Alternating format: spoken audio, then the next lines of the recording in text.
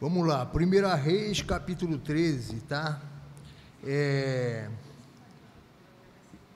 Só para recordar, fazer aquela revisão, tá? De praxe, só para a gente recordar o assunto, né, da aula passada, para depois poder entrar no que se refere ao assunto de hoje. O foco principal da aula passada, do capítulo 12, foi o quê? Foi a divisão do trono, né? A divisão do reino de Israel após a morte do rei Salomão, tá? Isso aí foi uma virada dramática ali na nação, na história de Israel. Por que isso? Foi um período tumultuado, porque a nação se dividiu. E como que isso ocorreu? Por volta de 931 a.C., né? Salomão morreu, seu filho Roboão assumiu o trono da nação, tá? Então ele vai a Siquém ali para ser coroado como rei sobre todo Israel, né? Como eu disse, esse evento foi marcado aí por muita tensão, tá? Por que isso?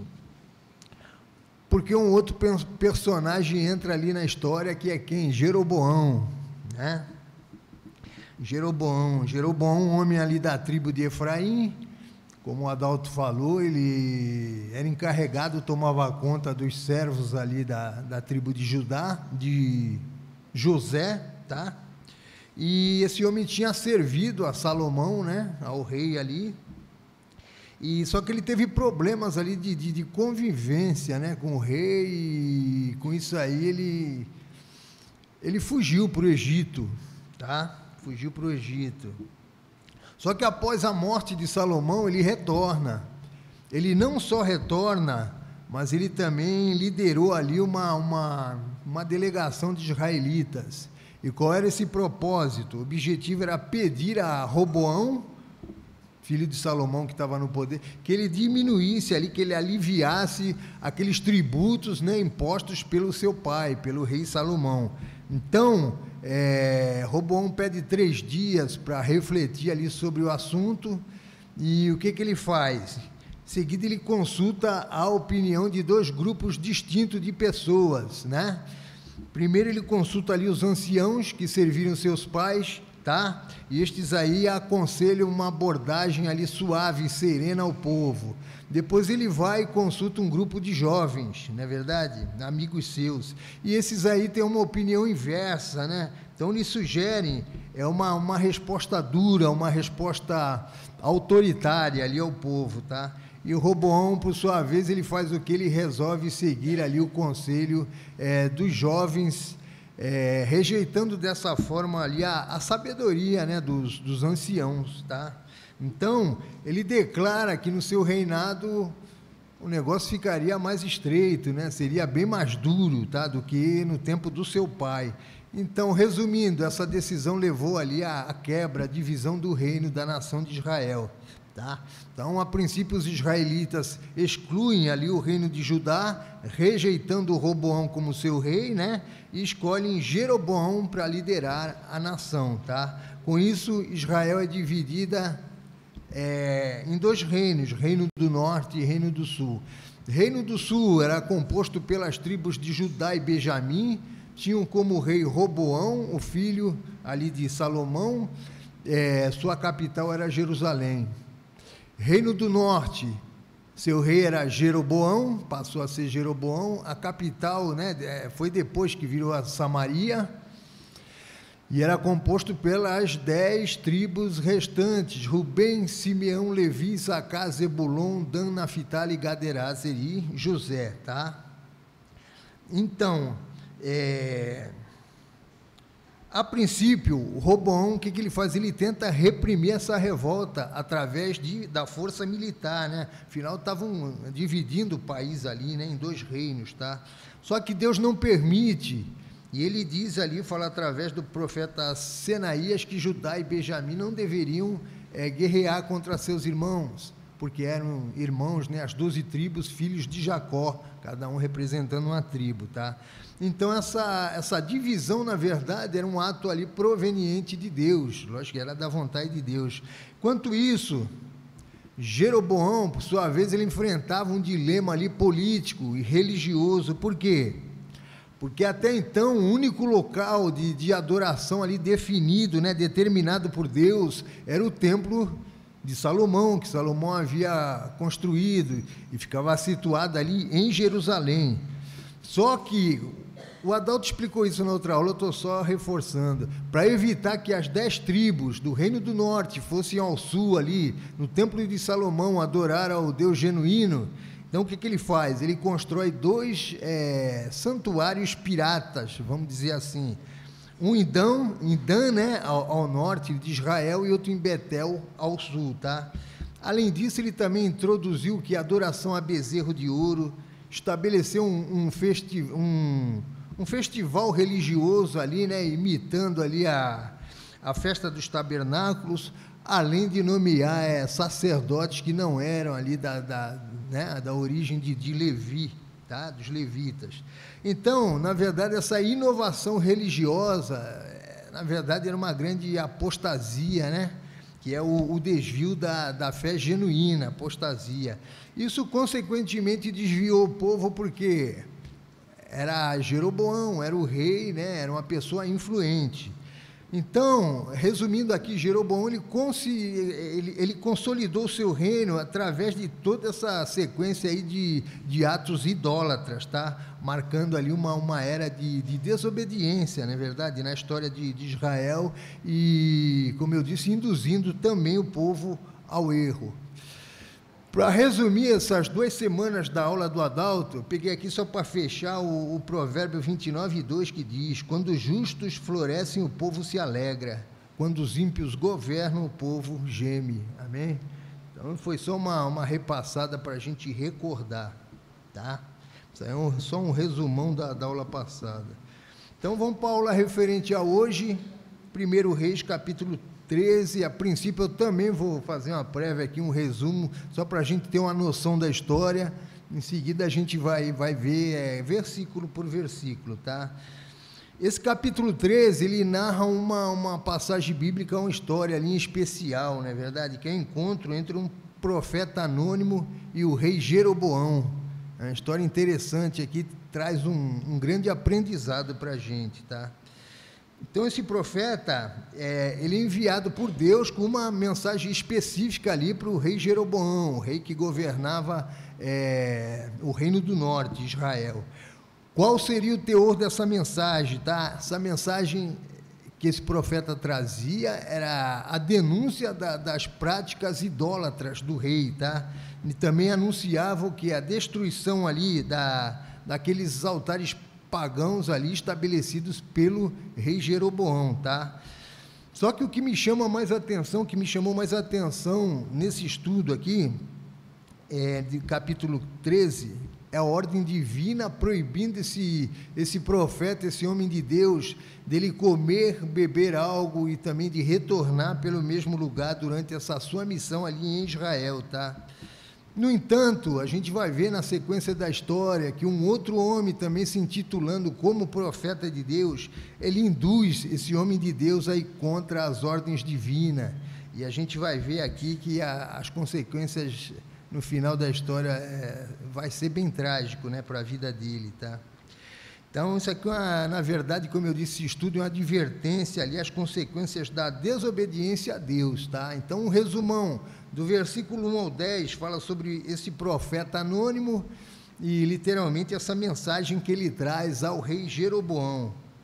Do versículo 11 ao 19, fala sobre a tentação do profeta velho, né? Um profeta local que se intitulou também como homem de Deus para poder desviar o profeta de Judá. Do versículo 20 ao 32, fala, como eu disse, sobre a consequência, né, da desobediência na nossa vida. E depois finaliza, versículo 33 e 34, fala sobre o reconhecimento da mensagem de Deus, né, transmitida por aquele profeta anônimo, tá? Vamos ver aqui o que diz os 2 primeiros versículos, 1 Reis, capítulo 13, versículo 1 e 2. Por ordem do Senhor, um homem de Deus foi de Judá a Betel, quando Jeroboão estava de pé, junto ao altar para queimar incenso.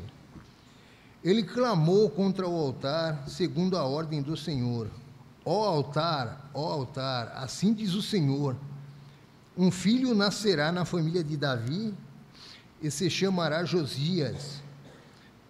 Sobre você lhe sacrificará os sacerdotes dos altares idólatras, que agora queimam incenso aqui, e ossos humanos serão queimados sobre você.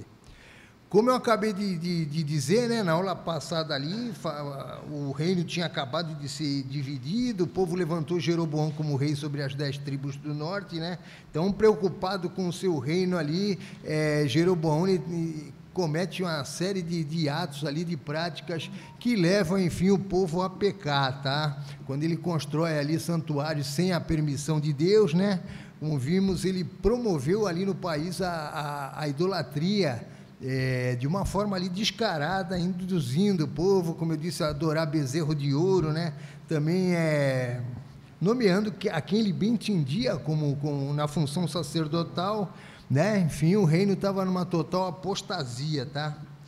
E por esse motivo que Deus envia ali a Betel esse homem, esse mensageiro ali. Betel era a cidade onde Jeroboão havia edificado aqueles altares idólatras ali, aquele altar pagão, tá? Mas Deus envia ali um profeta para clamar sobre aquele altar e sobre aquelas práticas pecaminosas ali de Jeroboão, tá? Se tornaram rotina. E esse profeta, ele chega exatamente no momento em que o rei Jeroboão queimava incenso no altar, né? E a gente vê aqui, ó, que interessante, mesmo tendo estabelecido ali, né, essa sua própria religião, entre aspas, vamos dizer assim, depravada, mas esse seu sacerdócio aí apóstata, isso aí não tocou ele, né? Ele não caiu na consciência dele, ele não sentiu o peso na consciência dessas suas atitudes, que era tudo contrária, logicamente, à vontade de Deus. Mas o primeiro versículo inicia dizendo por ordem do Senhor, tá?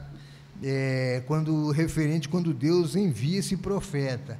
Então aqui a princípio a gente já aprende que quando Deus manda a gente obedece, né? Deus mandou, a gente vai. Em seguida diz, um homem de Deus foi a Betel. Outra curiosidade aqui é que a Bíblia não menciona, né, o nome desse profeta. Então a gente entende aqui já que Deus sempre teve os seus mensageiros, né, sempre usou as pessoas, mas nem todos se tornaram famosos. Esse, por exemplo, em questão, não teve nem o seu nome mencionado aqui, né, revelado. Mas, enfim, o que importava é que ele cumprisse a sua missão, que ele fosse fiel na missão ali, né? E que cumprisse ali a vontade de Deus, tá? E entregar a mensagem ali ao rei. E a tarefa desse homem, como eu disse, era profetizar contra aquela adoração ali desviada do rei que levava o povo a pecar, tá? Mas o fato desse homem não ter o seu nome revelado, a gente também aprende o que quando a gente faz a vontade de Deus, o que Deus determinou, a gente não tem que aguardar, vamos dizer assim, de esperar reconhecimento humano, né? Então é agente de Deus. O que, volto a dizer, o que prevalecia ali era ele ter cumprido a sua missão, tá? Então aquele homem estava disposto ali a obedecer o Senhor, sem se importar até com as ameaças do rei, que era uma coisa que ocorria muito na época, né? Então ele entendeu que o Deus que lhe enviou estava ali no comando, né, da situação. A segunda parte do versículo, onde diz, sobre ti ele sacrificará os sacerdotes do alto, tá?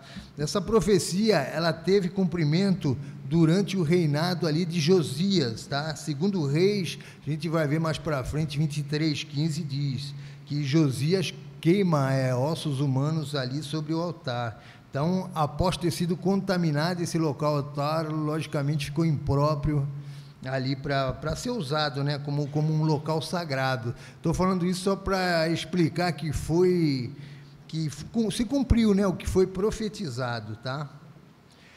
Versículo 3, naquele mesmo dia o homem de Deus deu um sinal, este é o sinal que o Senhor declarou, o altar se fenderá e as cinzas que estão sobre ele se derramarão, né? Lendo esse versículo aqui, eu cheguei à conclusão de que uma das tarefas, missão, né, um dos trabalhos mais difíceis no Antigo Testamento era ser profeta, não é verdade? Por quê?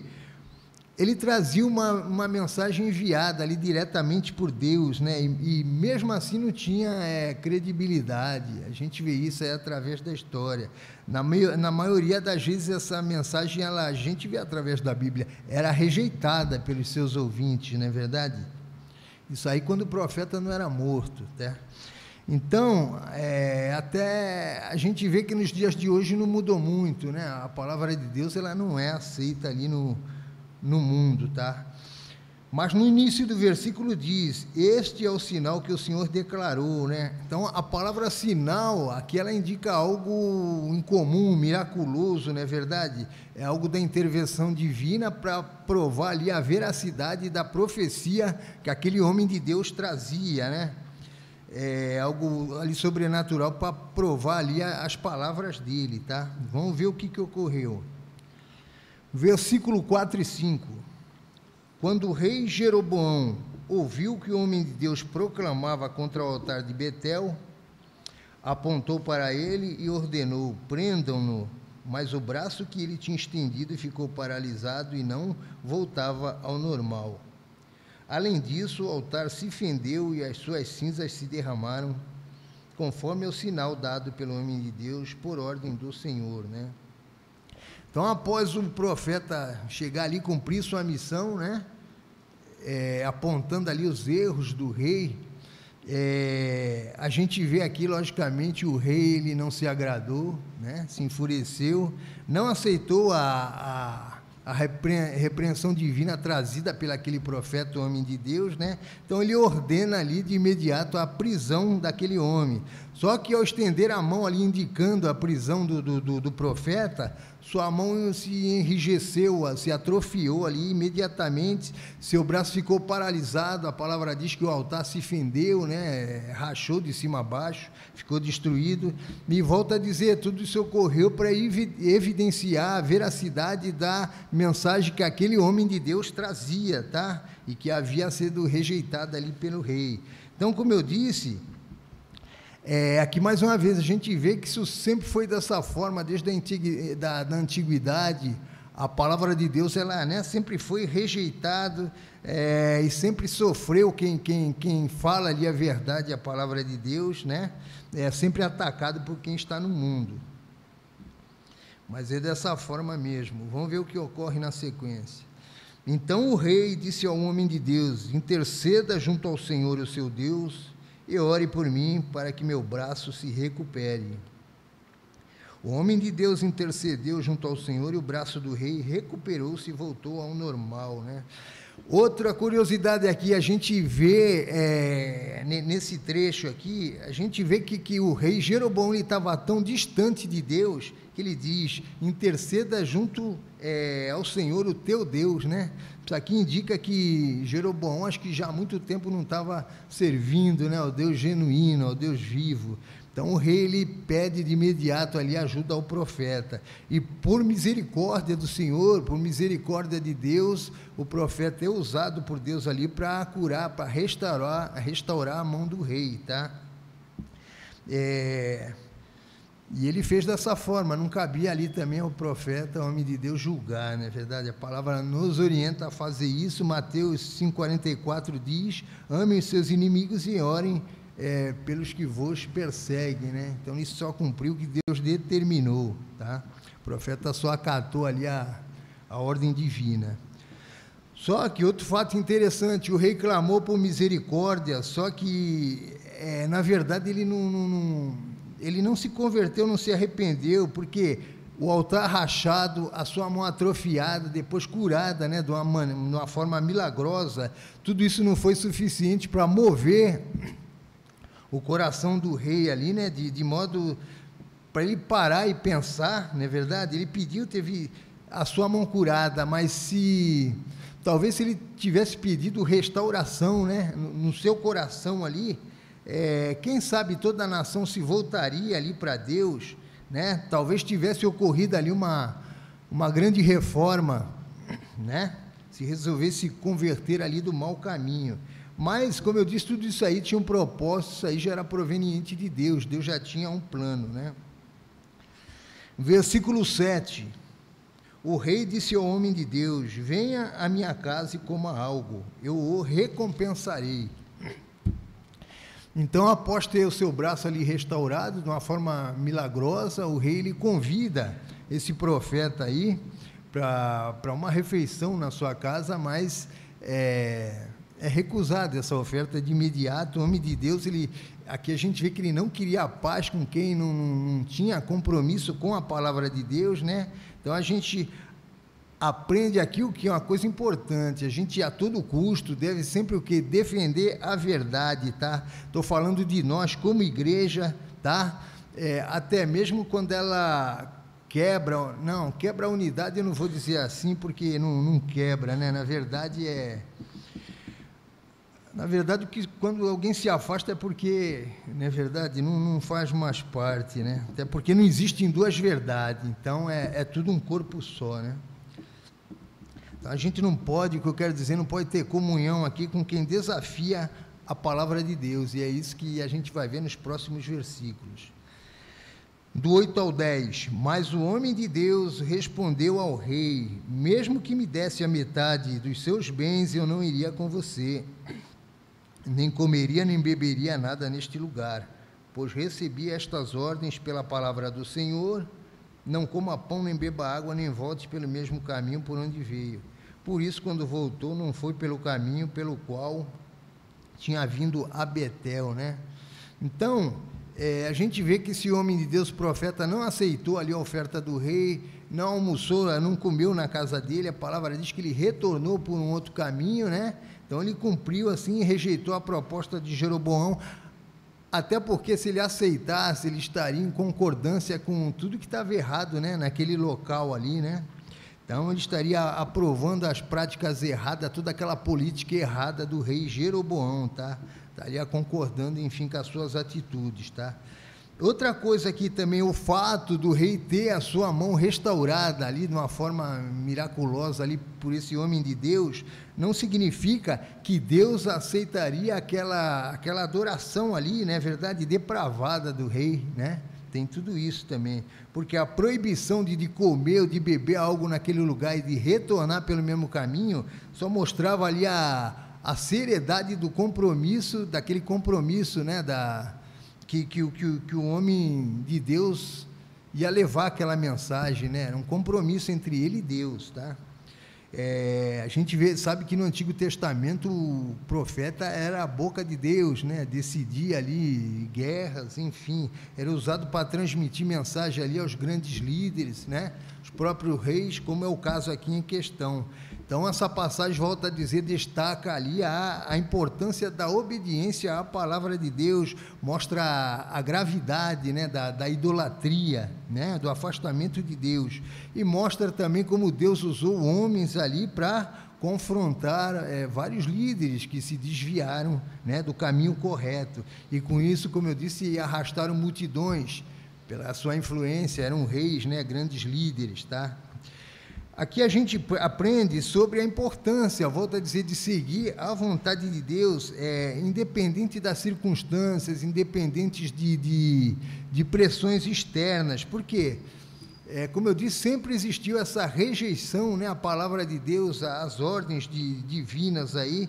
Então isso aí não é de hoje. A gente inclusive vê que hoje em dia é bem mais suave, né? Se a gente for comparar, como eu disse, na antiguidade, muitos profetas foram mortos por falar a verdade. Quando a gente estudamos 2 Samuel, eu fiz essa aula aí, seu capítulo 22, vocês vão lembrar lá quando Doeg, que era o encarregado dos pastores do rei Saul, né? Ele mata em um único dia 85 sacerdotes ali por ordem do rei Saul, homens, mulheres, crianças e até os animais. Enfim, Doeg exterminou ali uma cidade inteira, né? Cidade de Nob. E tudo isso por quê? Por causa que o sacerdote Aimeleque falou a verdade, a verdade que não agradou ao rei Saul, né? Uma verdade que ele não queria ouvir. Então, volto a falar, sempre houve essa rejeição aí às ordens divinas. Por isso é muito importante sempre de imediato se renunciar toda a proposta que é contrária à vontade de Deus, não é verdade? E esse profeta em questão, a gente vê que ele fez isso, rejeitou a proposta de Jeroboão, dizendo aqui ao rei a ordem que ele tinha recebido, ordem direta do próprio Deus, né? Ó, não comerás pão, nem beberás água, e nem voltarás pelo mesmo caminho onde vieste. E a Bíblia relata que esse homem de Deus, ele obedeceu, né? Ou seja, rejeitou a proposta do rei, o seu convite, e retornou por um outro caminho. Só, agora a gente vai aprender, quando a gente faz o que Deus ordenou, é muito importante o que? Não se distrair, a gente não se acomodar. É isso que a gente vai ver a seguir nos próximos versículos.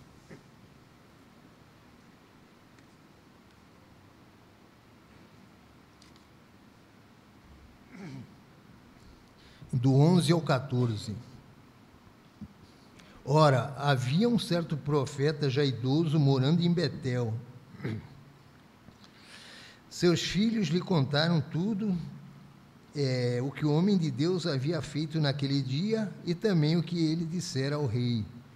O pai lhes perguntou por qual caminho ele foi, e os filhos lhe mostraram por onde tinha ido o homem de Deus que viera de Judá.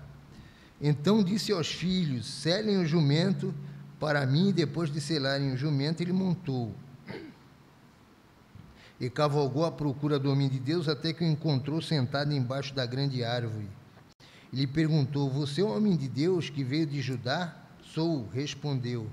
Então aqui do versículo 11 ao 14 mostra o momento em que esse profeta de Deus, né, que veio de Judá trazendo a mensagem ali para o rei Jeroboão, ele é abordado por um outro homem que se intitula também como profeta, né, um profeta local ali. A gente não pode esquecer, né, esse profeta local era de Betel, a cidade onde Jeroboão havia ali estabelecido aquele altar pagão, tá? Mas como narra o versículo 14, o profeta de Betel foi em busca desse homem aí que trazia a mensagem do homem de Deus, né, que veio lá de Judá. Encontra ele aonde? Debaixo de uma árvore. A gente vê que a partir desse momento, né, a situação, a vida desse profeta de Deus começa já a tomar um rumo ali bem triste. Por quê? Apesar da sua recusa inicial ao convite do rei, e depois desse homem, desse profeta local, né, ele foi fiel ali às ordens de que Deus tinha ordenado, mas a gente vê que aparece já um terceiro personagem aqui na história, não é verdade? E esse personagem, esse profeta local, ele vai trazer ruína, vai representar ruína ali para a vida desse homem de Deus. E por que isso ocorreu? Porque ele se acomodou, não é verdade? Isso ocorre com a gente também, quando Deus dá uma ordem, a princípio a gente vai e cumpre essa ordem, mas depois não vigiamos, não oramos, né? Não perseveramos, tá? E é nesse momento que se abrem as brechas para o ataque inimigo, né? E nesse caso, o que ocorreu com esse profeta de Deus, a gente vai ver na sequência aqui, que foi algo bem triste, né? A gente vai ver o que temos que aprender, que nem todo mundo que se rotula como um homem de Deus realmente é, né? A gente não deve acreditar em tudo que vem com aquele rótulo de que é Deus que está falando. Obrigado. É Deus que está falando, né? O versículo 14 diz que o homem de Deus encontrava-se assentado ali debaixo de uma árvore.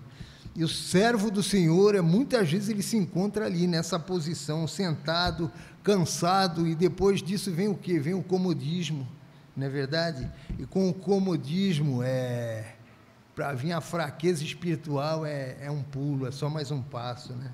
E esse é o momento oportuno onde o inimigo, o adversário, ele vai atacar, né? Ele age nas brechas. Passagem conhecida da Bíblia, 1 Pedro 5,8 diz: sede sóbrios, vigiai, porque o diabo, vosso adversário, anda em derredor, buscando a quem possa tragar, tá? Por isso é fundamental sempre estar em comunhão com Deus. Salmo 34:7 diz: o anjo do Senhor acampa ao redor do que os temem e os livra, né? Como a gente vai ver, não foi isso que ocorreu ali com o homem de Deus. Vamos ver o que diz os versículos seguintes aqui. Então o profeta lhe disse: venha à minha casa comer alguma coisa.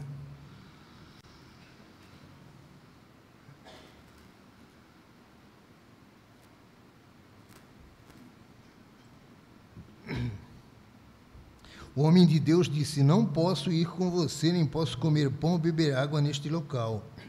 A palavra do Senhor me deu esta ordem: não coma pão nem beba água lá, nem volte pelo mesmo caminho por onde o Senhor foi. O profeta idoso respondeu: ó que interessante, eu também sou profeta como você, e um anjo me disse, né, por ordem do Senhor, faça-o voltar com você para a sua casa, para que coma pão e beba água. Mas ele estava mentindo, e o homem de Deus voltou com ele para comer e beber em sua casa, né? Então, o profeta ali, velho de Betel, né, local ali, ele fica sabendo dos milagres realizados por aquele profeta, por aquele homem de Deus, né? E ele se sente, vamos dizer, na obrigação de levar aquele homem ali para a sua casa, né? Ele convida o homem de Deus para ir comer na sua casa. Olha só, apelando para a ideia de que ele também havia, né, Deus havia falado com ele também através de quê? De um anjo, tá? Só que enviando uma mensagem contraditória ao que o profeta de Deus tinha recebido do próprio Deus, né? Mas volto a dizer, esse homem que veio de Judá, o profeta, ele recebeu orientação ali direta de Deus, para não comer nada, nem beber nada, e nem retornar pelo mesmo caminho, tá? Então isso aí foi uma aprovação, a obediência, a fidelidade desse profeta, desse homem, né? E a gente vê que a princípio ele realmente resiste à tentação, né? Recusa o convite, por quê? Porque ele se lembra das instruções que foram dadas ali por Deus. No entanto, após ali esse profeta local ali de Betel insistir, afirmando que um anjo, né, lhe deu uma ordem ali oriunda de Deus, para convidar ele para ir na sua casa, então esse homem de Deus, ele concordou, né? Olha que tristeza, ir na casa ali daquele homem para comer. Então, mais uma vez, essa passagem fala sobre a importância da obediência a Deus, porque a gente vê aqui um homem de Deus, um profeta, que Deus usava ele para falar sua mensagem, cedendo ali uma tentação, né? Cedendo a convicção humana, né? Ele abraçou uma ideia ali, de uma pessoa que ele nunca tinha visto, que se intitulou ali como um profeta também, cedeu uma falsa revelação. Resumindo, o homem de Deus caiu na conversa, né? De um outro homem ali, desobedecendo às ordens do Altíssimo, tá? E a Bíblia, ela adverte a gente a esse respeito. Tem uma pá de advertências, a gente vê muitas. 1 João 4,1 diz: amados, não creiais em todo espírito, mas provai se os espíritos são de Deus, porque já muitos falsos profetas têm se levantado no mundo, né? Então, isso aí também é uma coisa que sempre existiu, desde que o mundo é mundo, não é verdade? A gente vê aqui no versículo 18, o falso profeta, ele se apresenta como um profeta verdadeiro, como um homem de Deus, só que ele também não diz com que tipo de anjo que ele tinha falado, se é que ele tinha falado com algum anjo, né? Outra coisa, como que um homem de Deus vai confiar numa outra pessoa ali, que a princípio já contradiz, né, a palavra de Deus, né? Então, se a gente parar para ver, é algo totalmente incoerente, não existe duas verdades, né? Então, a gente entende aqui que Satanás, na verdade, usou ali uma tática, né, para enganar o homem de Deus. Como eu acabei de ler, a palavra diz que o inimigo anda em derredor, buscando a quem possa tragar, né? Então, ele nunca desiste, cabe a nós, o cristão, ele tem que vigiar. Aqui o profeta de Betel, local ali, apresentou uma palavra contraditória, né, ao que Deus havia dito, mas era uma mentira. Isso é evidenciado no final do versículo, onde diz, né, porém mentiu-lhe. Então a própria Bíblia já diz, ele mentiu. E a gente vê que isso é evidente, Deus jamais vai enviar duas mensagens que entrem em conflito, tá? Porém, Satanás, que é o pai da mentira, ele faz isso, né, para desviar os que estão no caminho. Segundo Coríntios 11:14, diz que o próprio Satanás se transforma em anjo de luz, tá? Como eu disse, a palavra de Deus, ela não pode sofrer variação. Passagem conhecida também, o apóstolo Paulo faz uma advertência em Gálatas 1:18, onde diz, ainda que nós, um anjo dos céus, né, lhe pregue outro evangelho diferente do que já vos tenho dito, que seja anátema, ou seja, que seja amaldiçoado. Versículo 20, enquanto ainda estavam sentados à mesa, a palavra do Senhor veio ao profeta idoso, que o havia feito voltar. Ele bradou ao homem de Deus que tinha vindo de Judá, assim diz o Senhor, você desafiou a palavra do Senhor e não obedeceu a ordem que o Senhor, o seu Deus, lhe deu.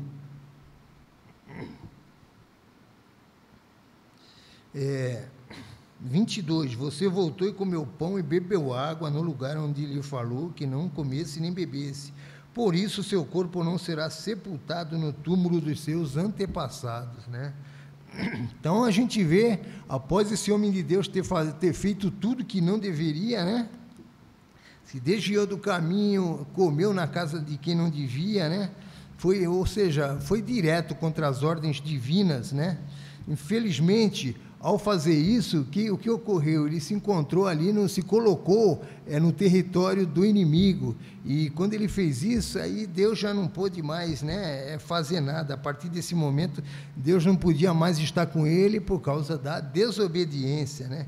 A Bíblia mostra uma situação igual, todos nós conhecemos, referente ali ao princípio da criação, né? O que Deus falou? De toda árvore do jardim comerá livremente,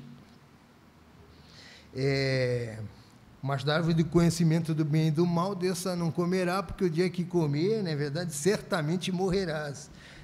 Satanás, que ele faz? Ele distorce a palavra de Deus e ele diz, é assim que Deus disse, não comerei de toda a árvore do jardim do Éden. Diante da resposta ali da mulher, veio o quê? A primeira e a maior de todas as mentiras, né? Gênesis 3:4, disse a serpente à mulher, certamente não morrerás, né? Então aqui a gente vê Satanás distorcendo a palavra de Deus, induzindo ali o primeiro casal ao erro, não é verdade? E originando dessa forma a queda de toda a humanidade, como a gente entendeu que ocorreu aí até hoje. Por isso, mais uma advertência, Mateus 7,15, a Bíblia traz uma advertência quando diz, cuidado com os falsos profetas, eles vêm até você disfarçados de cordeiros, mas por dentro são lobos ferozes, né? Então aqui é um alerta para quê? Para os cristãos em geral, avaliar ali como é que eu posso dizer, a autenticidade dessas supostas profecias, não é verdade? Nem tudo que se ouve hoje em dia provém de Deus. Aliás, a grande maioria não provém, né, se a gente for ver. Então, tem que sempre examinar a Bíblia, que é o nosso instrumento de fé e de conduta, amém? Mas aqui no caso, outra curiosidade, no versículo 22 em questão, a gente vê que Deus usou esse profeta velho local ali de Betel, né? Ele mentiu para o homem de Deus, mas Deus usou ele para determinar ali até a sentença de punição desse profeta. Aí fica uma curiosidade, eu não sei, né, os professores aí, Deus usou, eu tenho dois pontos de vista. Primeiro, né, Romanos 11:29 diz que os dons e chamados de Deus são irrevogáveis. Então pode ter sido que esse homem, ele foi até um profeta usado por Deus, não sei, pode ter se desviado. E por outro lado também, eu entendo que Deus usa quem Ele quer, né? Então, depois aqui onde diz, o teu cadáver não entrará no sepulcro dos seus pais, pelo fato, na época, da importância de ser sepultado ali, né, no sepulcro da família com seus ancestrais. versículo 23. Quando o homem de Deus, agora vem a sentença, quando o homem de Deus acabou de comer e beber, outro profeta selou seu jumento para ele. No caminho, um leão o atacou e o matou, o seu corpo ficou estendido no chão ao lado do leão e do jumento. Então, conforme havia profetizado aquele profeta velho local ali, né, o homem de Deus foi morto, atacado ali por um leão, tá? Ou seja, pagou com a sua própria vida a desobediência ali à palavra de Deus, né? Sofreu ali as consequências e o resultado por ter dado crédito ali à palavra humana de uma pessoa que ele não conhecia, né? Se opôs à palavra de Deus. Então, teve uma morte prematura, uma morte violenta, né? Tudo em consequência da desobediência por ter acreditado num suposto profeta de Deus. Mais uma advertência aqui, Mateus 24, 24, o próprio Senhor Jesus diz: surgirão falsos cristos e falsos profetas, operando grandes sinais e prodígios, para enganar, se possível, os próprios eleitos, né? Então, volta a falar, a Bíblia, ela tem inúmeras advertências a esse respeito, tá?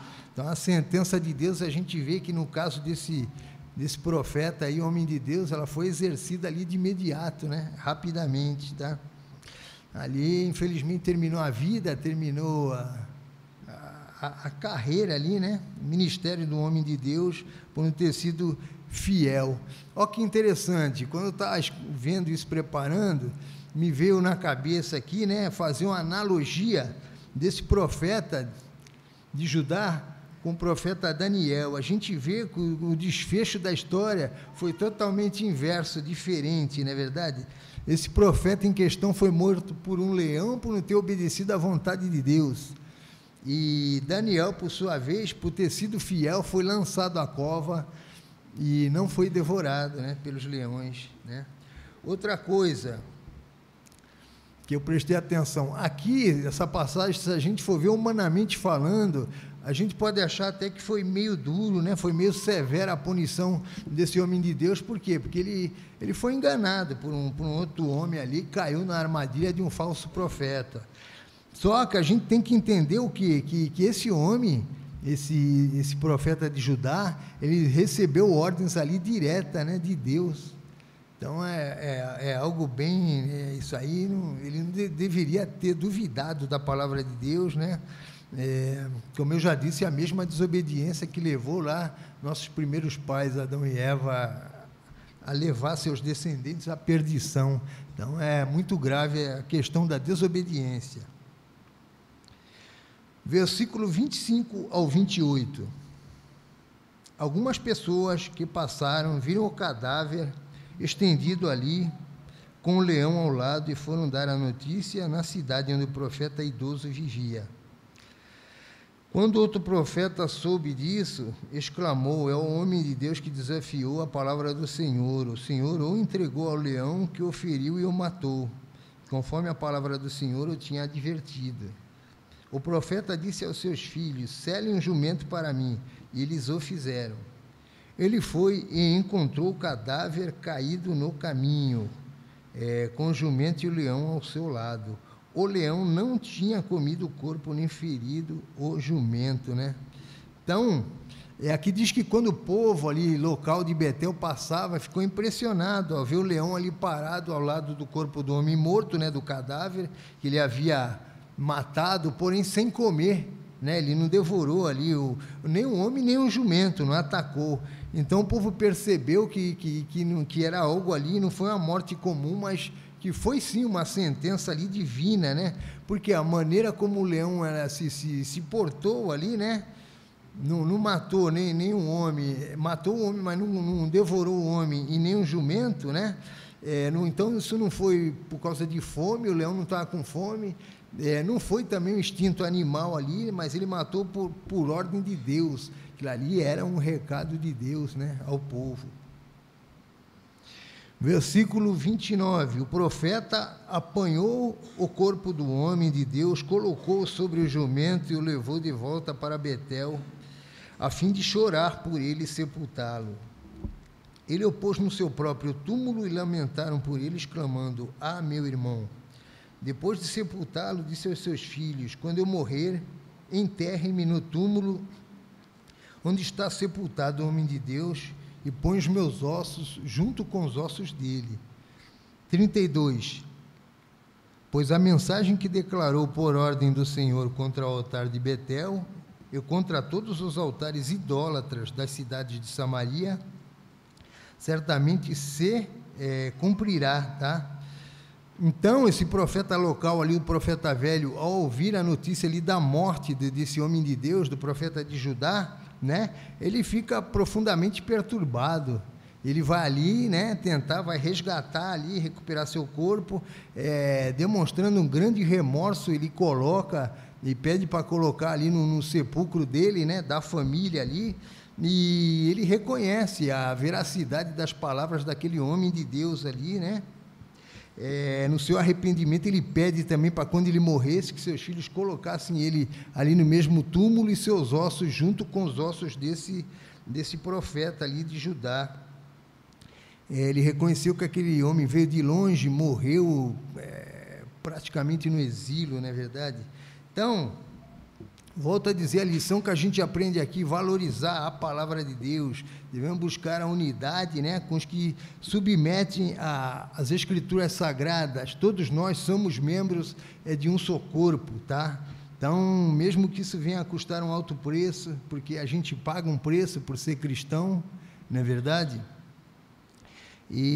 Mas sempre vai valer a pena. 1 Coríntios 2,9 diz que os olhos não viram, ouvidos não ouviram e nem subiu, né, ao coração do homem. É o que Deus tem preparado para os que o amam, né, para os seus escolhidos. E para encerrar aqui os 2 últimos versículos, a gente vai ver o quê? Que a maior tragédia de todo esse corrido, que aqui foi narrada a história de um profeta, né, que foi levado ali pela conversa de um outro homem que se dizia profeta de Deus, foi enganado e pagou com a vida. Mas esse não foi o maior mal. A maior tragédia que a gente vai ver aqui foi Jeroboão. Esses 2 últimos versículos ele narra. Foi Jeroboão não ter se arrependido dos seus atos. Isso aí vai provocar. Eu já comecei a ler a próxima aula.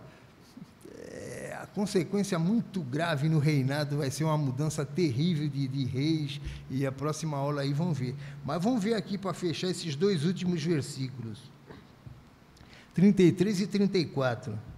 Mesmo depois disso, Jeroboão não mudou seu mau procedimento, mas continuou a nomear dentre o povo sacerdotes para os altares idólatras. Então ele continuou nessa sua prática aí pecaminosa, né? Ele consagrava para esses altares todo aquele que ele quisesse tornar sacerdote, ou seja, continuar agindo por vontade própria. Versículo 34, último. Esse foi o pecado da família de Jeroboão, que levou a sua queda e a sua eliminação da face da terra, tá? Então, a gente vê aqui que ele não mudou seu modo de agir, de pensar, não é verdade? Toda aquela apostasia que ele introduziu ali em Israel, né, acabou destruindo o seu reinado, e tempos mais tarde o reino em si do norte, né, Israel. Então, esses 2 versículos últimos enfatizam ali a dureza do coração de Jeroboão, onde ele insiste em seguir essas práticas, né? O caminho da idolatria. O Adalto falou isso aqui, eu vou só repetir que eu me lembrei também. Jeroboão, ele está se tornando um novo faraó, né?